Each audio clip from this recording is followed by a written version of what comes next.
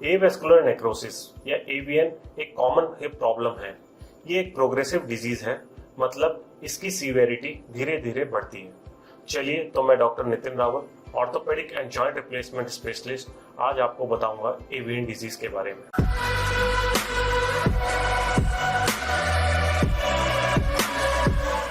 AVN यानी avascular necrosis एक ऐसी बीमारी है जो हिप को इफेक्ट करती है। आइए इसके कुछ मुख्य कारणों के बारे में समझते हैं।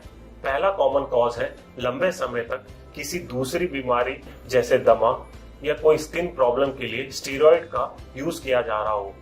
कोरोना के बाद एवीएन काफी लोगों में देखा जा रहा है क्योंकि कोविड ट्रीटमेंट में स्टीरॉयड का बहुत इंपॉर्टेंट रोल था। दूसरा मुख्य कारण है किसी भी हिप में फ्रैक्चर या कूल्हे की हड्डी का टूटना या हिप के डिसलोकेट का होना। तीसरा कारण है अत्यधिक मात्रा में अल्कोहल या बीड़ी तंबाकू का सेवन करना। चलो समझते हैं थोड़ा हिप जॉइंट के बारे में। हिप जॉइंट हमारा एक बॉल एंड सॉकेट जॉइंट है। बॉल यानी फीमर हेड, सॉकेट यानी एसिटाबुलम। ऊपर बताए गए अगर किसी कारणों में फीमर हेड की ब्लड सप्लाई इफेक्ट हो जाती है, तब फीमर हेड में कुछ पार्ट नेक्रोस या गलने लगता है। इसी को एवीएन भी कहते हैं।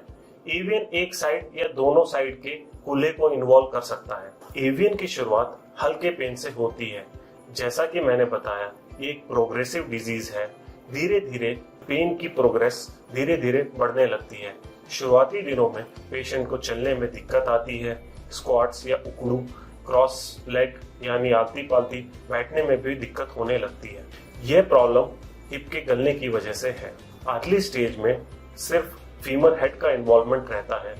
लेट स्टेज में एसिटाबुलम के इन्वॉल्वमेंट होने से आर्थराइटिस होने लगता है। इस दौरान पेशेंट को चलने में और दिक्कत होती है। एवीएन का डायग्नोसिस बनाने के लिए सबसे इम्पोर्टेंट है पेशेंट की हिस्ट्री को समझना, जिसमें हमें उनके मुख्य कारण को जाना जाता है। पहला टेस्ट जो आप करा सकते हैं वो है एक्सरे हिप, और सबसे स्पेसिफिक टेस्ट है MRI hip. AVN usually 4 stages में बांटा गया है, जिसे हम एमआरआई में आसानी से पता कर सकते हैं। पहली स्टेज में एक्सरे नॉर्मल रहता है और एमआरआई में हमको छोटे छोटे सिस्ट दिखते हैं, जिसे हम मेडिकेशन से या कुछ फिजियोथेरेपी से ठीक कर सकते हैं। दूसरी स्टेजेस में हमें सर्जरी करके इसके प्रोग्रेशन को रोका जा सकता है। इस सर्जरी को ही कोर डिकम्प्रेशन कहते हैं। इस सर्जरी में फीमर हेड के गले हुए हिस्से में होल करते हैं, जिससे उसमें नई ब्लड सप्लाई के चांस बढ़ते हैं। कई बार इस सर्जरी के साथ हमें बोन के होल में बोन ग्राफ्ट, पीआरपी या स्टेम सेल्स भी डाल सकते हैं, जिसके अपने अपने फायदे हैं।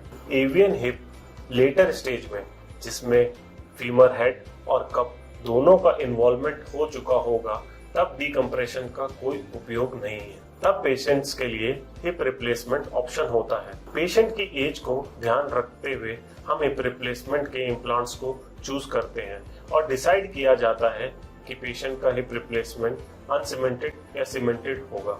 हिप रिप्लेसमेंट के अगले ही दिन पेशेंट अपना वजन डालकर चल सकता है और अपने रूटीन कामों के लिए इंडिपेंडेंट बन जाता है।